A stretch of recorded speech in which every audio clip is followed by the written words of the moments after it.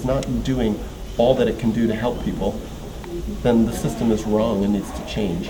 And what I also realized is that this is the most sad thing of all, and pathetic even, and I'll use a judgment-laden word like pathetic, is that the alternative systems that I'm talking about are not that hard to do. They're actually pretty simple. And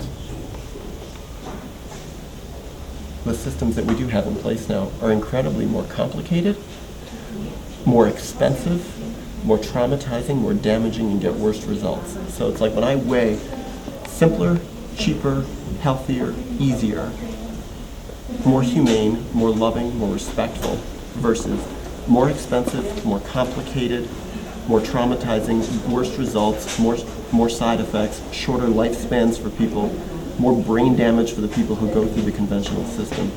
And I'm weighing this. It's like, which is heavier? Which is more important? It's like, it was so obvious to me. A fair percentage of the families that this program utilizes are farm families in the Swedish countryside. And so the person goes and becomes a working part of the family. And so some of these people that they send to families are people who have been labeled with schizophrenia or schizoaffective, really the most extreme disorders. They are the people who their options are, you're going to go to long-term hospitalizations, or here's an alternative. So the first thing is placing people in healthy families. I was a therapist in New York City for 10 years, and I worked with a lot of people who had been labeled with extreme diagnoses, schizophrenia and bipolar, and my job was to find anyone who was having symptoms that were labeled as psychotic, and as soon as I found those people, I was supposed to instantly refer them to a psychiatrist. And what would happen to these people? They would go to a psychiatrist, and the psychiatrist would do a checklist of symptoms, and then find the appropriate medication. The second part is that people are offered intensive psychotherapy, so they get to go into Gothenburg once, twice a week, and be able to talk with a therapist who's helping them in a more professional way talk about what they're going through in their life. What is their history? What are their traumas? What have they been through? What are they feeling? What are they thinking? How is it living with this family? Are they enjoying living with a family? What are the stresses? Often it's incredibly stressful for someone who's been institutionalized for many years to suddenly jump into a functioning family. It's family therapy, it's also psychodynamic therapy, it's whatever kind of therapy might work with the people who are so-called clients. What I saw was that by doing what I was supposed to do, the people who I was being hired to help were not being helped. I realized that if I did what I was supposed to do, that I was actually not helping people, and on the contrary, I was hurting them. And the reason I knew I was hurting them is because I listened to what they were saying. And I realized that it was horrible for them, that they didn't like the treatment they were getting, and they didn't find it helpful. And I heard that story so many times that of course it made me question, like, what is it that I'm doing? Because it's not easy for the families to suddenly have someone who has extreme problems, long-term, decades of problems often, coming and living in their family. So the organization helps the family adjust to having, often very difficult people living with them. And the combination of these three things produces very good results. They have a focus of trying to help people get off their medication. They have consulting psychiatrists they work with who agree with the philosophy of helping people come off medication. And because it's such a holding, nurturing, supportive environment, it really optimizes people's ability to not just work through their problems, but also to get off their medication. If someone desperately does not want to come off their medication, they're not going to force them. But if somebody does want to come off their medication, they're going to do everything in their power to try and help them. Whereas in conventional psychiatry, if someone desperately wants to come off their medication, they're not going to get any support. They're going to be told what you're doing is part of your delusion. People had so-called symptoms that were psychotic. The rules changed. According to my training, I was no longer supposed to listen to them. I was then supposed to tell them what to do and stop listening to them, and I was supposed to take control of their lives. I was supposed to take control of the treatment, and I was not supposed to be where the client was at. Suddenly, with psychosis, the rules no longer applied according to what I was trained to do. Decide what's best for them. and decide what is in their best interest, because suddenly they were no longer considered to be people who knew or felt what was best for them. And that contradiction really jumped out at me, and it brought out an anger in me. Something that just made me feel like this is very reminiscent of the worst ways I was treated as a child in my family and also in school. That when I had an idea or a feeling or a behavior characteristic that made my parents or my teachers uncomfortable, that suddenly I was labeled wrong. I was labeled someone who didn't know what was best for me. I was labeled someone who was a danger to myself in some way, a danger to my own growth process. And outside authoritarian forces jumped in and took control of my life. And when I realized that that's what was happening to the people that I was supposed to be helping, because I went into therapy as a therapist to really be useful to people, to help them grow. And when I realized these really disturbing rules were being applied to the people I was supposed to help, and those rules were the same rules that hurt me in my life, I said, this is not right. They love it. They find it a really nurturing, healthy environment that's very supportive of them. And so what I heard is that it embodied a lot of the values of what I did as a therapist, but with one big difference, that they did it better. That as a therapist, I was working alone. And as a therapist, I didn't have that kind of support. I didn't have families to help me. I didn't have colleagues to help me. It was all just based on the strength and focus of my own personality. And what I found is that really that's just not good enough. So when I saw this Family Care Foundation, I realized this is the value of a program that can do better than what I can do. People need to know about this because almost nobody, people in Sweden didn't even know about this program. Locked in hospitals for months at a time, being raped in psychiatric hospitals, being force injected with medication while they were strapped down. No one ever listened to them. If someone had locked me up against my will because I had not been behaving in a way that was acceptable. Because I did a lot of troubling things in my life and had a lot of troubling thoughts and behaviors that weren't quite acceptable and acted nutty even at times. I was just lucky that I never got into the system. I instead preferred to use my friends for help. Sometimes even some of my family members helped, which is kind of surprising because a lot of times they were the cause of the problem, but sometimes they could be useful. Also, I did a lot of reading, I did a lot of studying, and that's how I found help for myself. And I trusted myself. That was the basic thing. I listened to what my heart was saying, and I trusted myself. So the second program that I visited that I found really inspired me was the open dialogue approach in northern Finland, in western Lapland, basically out in the middle of nowhere. And the thing that drew me there was not so much the way that they worked, but their results. They had the best data in the world in terms of recovery rates. 80% or more of the people that came into their program with first break psychosis got fully well, had no more psychosis, and were off medication after a certain period of time. And it's like 80% full recovery without medication. I'm thinking, what is the full recovery rate of people labeled with psychosis in America without medication? It's like the data are so bad they don't even want to tell it. They're grading recovery on certain criteria, such as going back to work, getting off disability, having a functioning life, having an active social life. These were people consistently whose lives had been destroyed by the helping profession. I saw side effects, I saw people who didn't grow, I saw tons and tons and tons of people who had been able to work before they had problems and afterwards went on long-term disability, who were obese because of the medication, who had heart disease because of the medication, diabetes, who couldn't think straight, who could no longer read and write because they didn't have the concentration. And the whole system said, well, of course, Daniel, you have to understand that that's the schizophrenia. That's the long-term effects of bipolar. That's their disease. That's the progression of the disease. But when I actually listened to people talk, I realized this isn't schizophrenia. This isn't bipolar. This is the long-term effects of a system that screwed them up. No matter who I was working with, and no matter what their problems were, no matter how serious their problems were, they knew what was best for them. No matter what a person's problems are, they know what's best for them.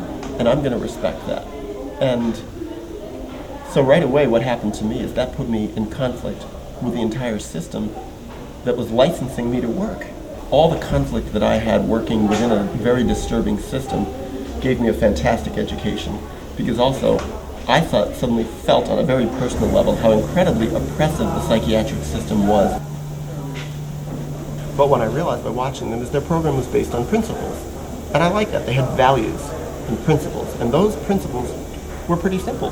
Their principles were, when someone's in crisis, meet them immediately. Don't put them on a waiting list and say, we'll meet you in 3 weeks for therapy. Meet them within 1 day. Right away meeting people. Second, don't put people in the hospital. Don't rip them out of their environment and put them in this artificial, sterile, damaging environment. So if at all costs, avoid hospitalization. The third thing, don't put people on psychiatric medication if at all possible. Especially don't put them on neuroleptics. Avoid antipsychotic medication, because what their data showed was that when people get on antipsychotic medication, very often they don't get well. Engage people's social networks. Get their family in there.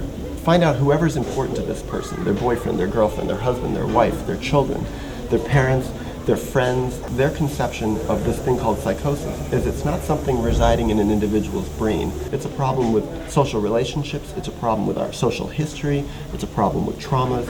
So to them, it's logical to see this as a problem of a social network. Then they can talk about whatever problems or crises that people are going through in terms of relationships, not in terms of it's your individual problem with a label like schizophrenia that's living in your brain somewhere. They don't look at it that way. The therapists and the clinicians work in teams. It's not just one therapist alone going in to save the day. Instead, it's 2 therapists, 3 therapists at once. The psychiatrist is part of the team. Often the psychiatrist is one of the therapists, nurses, all sorts of different teams of therapists who work together. And this is one of the keys of open dialogue, is the principle of using open dialogue, meaning talk about things out in the open. By applying actual science to what I was doing, I realized that most of the mental health field was not scientific. And these so-called scientifically trained psychiatrists, and biological psychiatrists especially, really weren't practicing the basic tenets of biology or science. They weren't actually making hypotheses and testing them. They weren't collecting real data. They already knew what their conclusion was going to be, and they only collected the data that would prove what they already had. Because of where I've come from, I said, I'm going to fight them. And I'm going to fight them the best way I know how. And also they use other principles like reflective teams, where the therapists have ways of talking with each other. So basically, the way I formulated it as a therapist was that when the clinicians would talk with each other openly in front of clients, in front of families, they would sort of do supervision with each other. Like if Marion, for instance, you were one of the open dialogue therapists and I was too, and someone said something really intense, I might say to you, well, as a therapist, how did that strike you what the person just said? Well, what does that bring up in you? And then you might talk about it and you might say, well, Daniel, how did that affect you? What's going on here? And so in a way we could sort of do supervision with each other right in front of the clients, right in front of their families. And as a result, the people who are coming for help get a real insight in a very respectful, gentle way into the mindset of the therapist and the thoughts of the therapist. And what it also does is it puts pressure, extreme pressure on the therapists to be respectful. That everything that the clinicians are saying with each other has to be put through the lens of something that's respectful to the clients and respectful to their families. I asked them, do you like this approach? What do you think about it? What do you think about the therapists talking with each other? And every single one that I asked said, oh, it's very good, we like it. Yeah, we deserve it. Don't we deserve to know what the therapists are thinking? In my work as a therapist, that's what I did too. I never wanted to write anything without the people who are coming to me for help sitting and reading it too. I didn't send out letters without it getting their approval. And I felt they had a right to edit the letters. Why should I be writing things about their life as a professional with my professional judgment if they don't have a say in it? And I felt they had a right, an editorial right with anything I wrote. But at the same time, if I was going to call a psychiatrist to try to talk with their psychiatrist, I said, you should be sitting in the room listening to this. I should put it on speakerphone. Now, the interesting thing I found in New York City is sometimes I had psychiatrists who didn't like that. I don't want the client listening to this. How can I talk comfortably about their situation and their pathology if the speakerphone is on? Here's what we're going to do. I say this to my client. You just go, we're going to put it on speakerphone because I think you have a fucking right to listen to exactly what they're saying about you. You have a right to know exactly what they think. I said to my clients, you can say whatever I say to you privately, you can go and write it on your blog if you want, because confidentiality goes one way. Confidentiality is me as a professional protecting your privacy. It's not you as a client having to protect my privacy. So I have no problem putting them on speakerphone. You have a right to know what they're thinking and writing. You can read anything in your chart. And they bypass that entire process in open dialogue by just making everything right there in the open. There's nothing hidden from clients. There's nothing hidden from families. If they want to know it, it's there. And I think that's a respectful, good system. I got a professional book published called Beyond Medication about how to actually do therapy with people labeled with psychosis without medication. It was published by Routledge. I co-edited it, co-wrote it with a psychiatrist in Chicago, pretty radical guy. And then I had the first shocking realization that I had done the amazing. I'd gotten a really intense, well-written book published on a very intense subject, and I realized almost nobody read it. So I made my first movie in 2007 showing the whole point. It's called Take These Broken Wings, and the whole point was showing that people can recover fully from schizophrenia without medication. That's the point of the movie. I interviewed two people who had long-term recovery from this thing called schizophrenia without medication. One had recovered for more than 50 years without not taking a single pill. One had recovered for more than 30 years without taking a single pill. And these were both extreme cases of schizophrenia. Very well documented cases that they had severe schizophrenia, long-term hospitalizations. And then also I interviewed professionals, some of the best professionals in America. After I made that film and after people watched it and after I started getting emailed all the time by people saying, can you help me? Do you know a therapist who's in St. Louis? Do you know a therapist who's in San Diego? Do you know a therapist who's in Helsinki? I didn't know people who were willing to work with people who had really intense symptoms where the people didn't go on medication first. And then I was like, that's when it hit me. Okay, I've got a new mission now. The system has to change because the system is fucked up. What's interesting also about the open dialogue system that I think is fantastic, that is a message to the whole world, is that they've converted the entire mental health system in their province, in their area, and they serve 70,000 people. They've converted it to, they are the main system. They're not an alternative approach. In this area, they are the approach. They're the main approach. And I thought, this is a message that the world should see, that an entire system can be converted to a way that really helps people. And not only that, it's cheaper. They spend less per capita on psychosis than I think anywhere else in Finland, and probably most anywhere else in Europe. And yet, on the top of it, they get the best results. And I'm like, dong! Why isn't conventional psychiatry, traditional psychiatry, listening to this when someone gets fantastically better results? And does it for cheaper than the traditional system? Why doesn't the whole system change and follow their example? What I've seen is traditional psychiatry and most therapists don't really want to change. They don't really want to hear the results. They don't want to hear anything that challenges them. And so on a sort of a more social level, they don't want to be challenged. So on a systems level, they don't want to be challenged. But that totally makes sense from what I heard from so many of my clients. Because my clients said, as soon as I start challenging the authority of my therapist or my psychiatrist, they just want to put me on more medication. They want to lock me up. They want to give me forced medication. They want to give me ECT. This is a sign of a system that's really stuck. It's really rigid. And then I think, God, I could actually diagnose this system. And I could come up with all sort of diagnostic labels for the whole system. And so it's actually an incredibly hard challenge, how to change the system. If the system doesn't want to listen to good results, there are people out there who do want to listen. And they're in a minority right now, but I think that minority could grow. And so that's the hope that I'm working with. That's the hope that I'm banking on, is that there are people who do listen. And not just professionals, and this is what I found is very, very interesting, is most professionals do not have a particularly open mind. They don't want to go against their training. They don't want to go against their livelihood. They don't want to go against something that requires them to learn something new. They don't want to go against something that's going to take away their, some of their income. So they're pretty rigid, I found, in general, professionals. But what's interesting is when I talk with clients, when I talk with consumers, when I talk with psychiatric survivors, in general, they're far more open-minded. When they hear there's a better system that gets better results, cheaper, that's going to put you on less medication and help you have a much more higher likelihood of getting well, This is what I consistently hear. No matter how damaged people have been by the system, no matter how much they're drugged up, they go, you mean I could get well? You mean there's something that could help me better? What is it?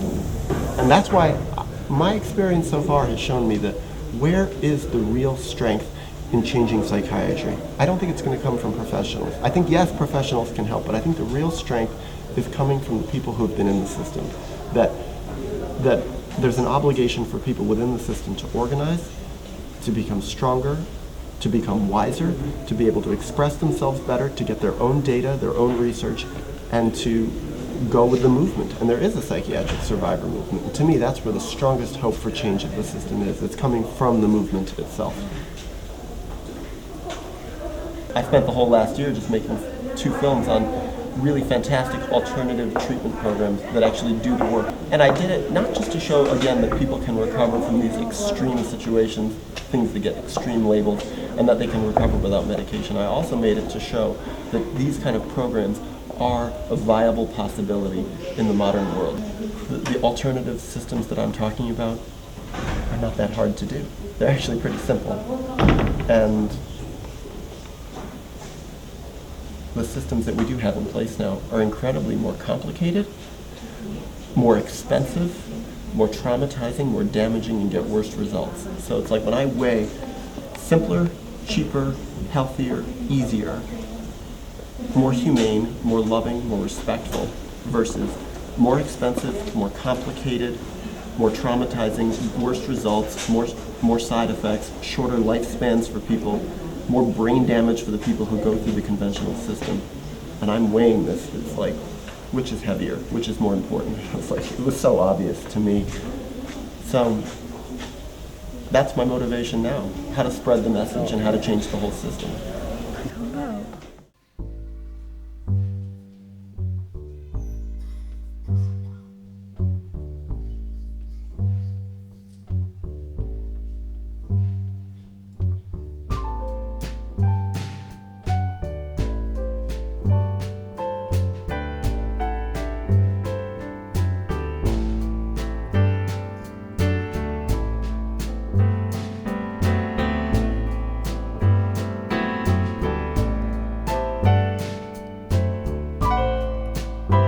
My skin is black,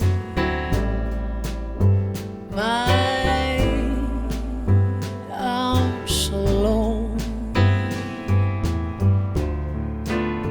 my hair is woolly, my back is strong enough to take the pain,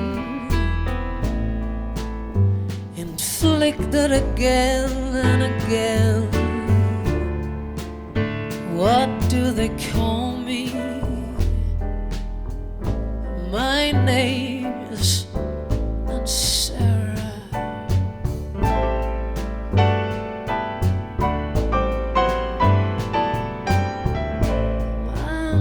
name is not Sarah. My skin is yellow, my hair is long, between 2 worlds I do belong. My father was rich and white, forced my mother late one night. What do they call me? My name is Sophronia. My name is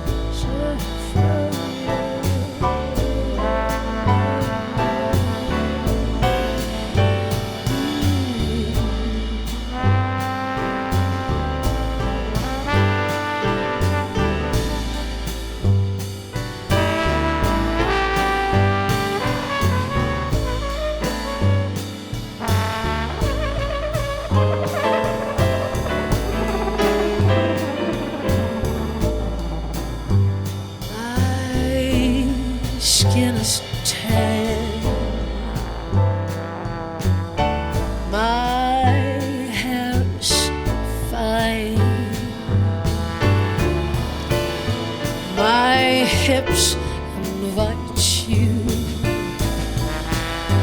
My mouth like wine.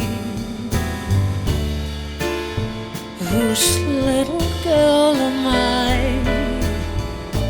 Well, anyone who's got money to buy. What do they call me? My name is Sweet Thing, Sweet Thing, Sweet Thing.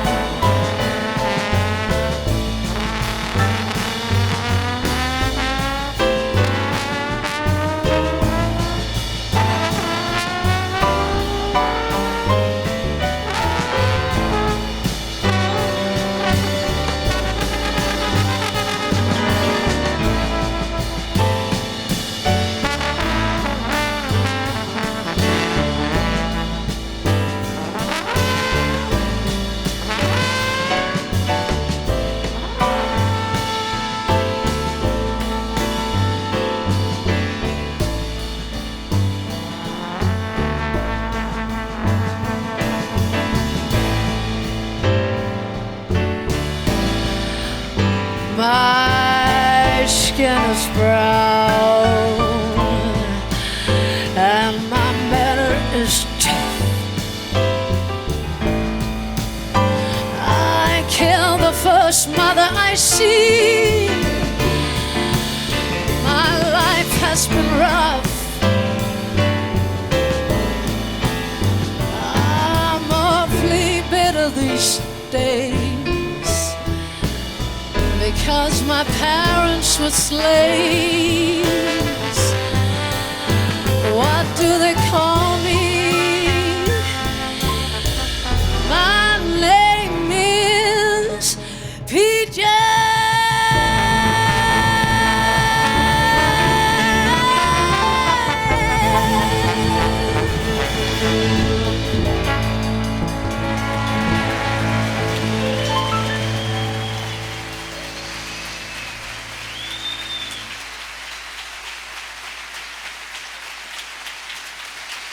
Miss Nina Simone.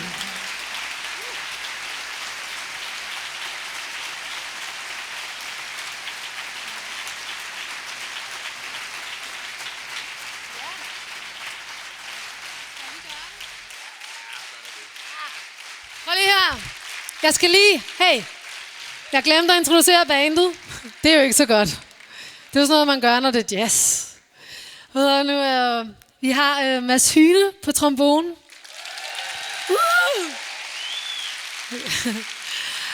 Og så har vi Mikkel Hess på trommer. Vi har Nikolaj Munk Hansen på bas. Og vi har Nikolaj Hess på klaver. Og så vil jeg også sige en særlig tak til Jakob Dinesen, som har været tovholderen og initiativtageren til det her med at gå ud og spille Billie Holiday. Så Jakob Dinesen.